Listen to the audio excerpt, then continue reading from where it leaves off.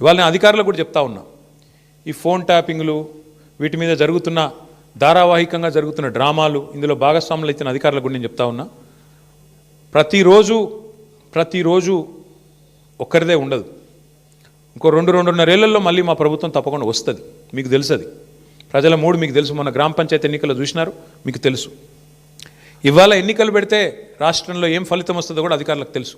నేను వారికి చెప్తా ఉన్నా, మేమెన్నడూ గత 10 ఏళ్లలో ఇట్లా అధికారాన్ని దుర్వినియోగం చేయలేదు, ఎక్కడా చేయలేదు.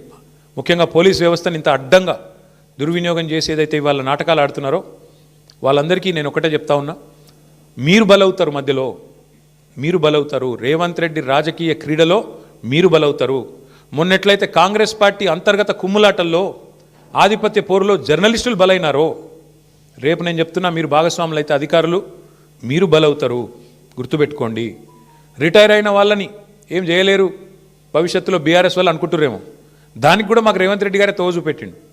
రిటైర్ అయిన అధికారులను కూడా తీసుకొచ్చి 40 రోజులు జైల్లో పెట్టినాడు. కాబట్టి రిటైర్ అయిపోతాము, తప్పించుకుంటాము అనుకునే వాళ్ళకు కూడా నేను చెప్తా ఉన్నా, ఎవరు ఎక్కడికి పోలేరు. ఇప్పుడు ఎవరెవరైతే రేవంత్ రెడ్డి గారు ఆడిచ్చినట్టు ఆడుతున్నరో, అక్రమమని తెలిసి కేసులు పెడుతున్నారో, అక్రమమని తెలిసి అడ్డదారులు దొక్కుతున్నారో, ఇంకెక్కువ మాట్లాడుతున్నారు కొంతమంది. అయితే ఎమర్జెన్సీ అయితే మీరు బయట ఉండురా, లోపలుందురు. ఎవరు ఎక్కడుండాలో కాలం నిర్ణయిస్తుంది, ప్రజలు నిర్ణయిస్తారు. ఒళ్ళు దగ్గర పెట్టుకుని ఉంటే మంచిది. ఈ టైప్లో ఆయన ఆడిచ్చినట్టు ఆడితే మాత్రం మీకు కూడా తప్పకుండా భవిష్యత్తులో మరి చట్టపరంగా, న్యాయపరంగా మీకు కూడా ఇబ్బందులు ఉంటాయి. గుర్తుపెట్టుకోవాలని చెప్పి కూడా అధికారులు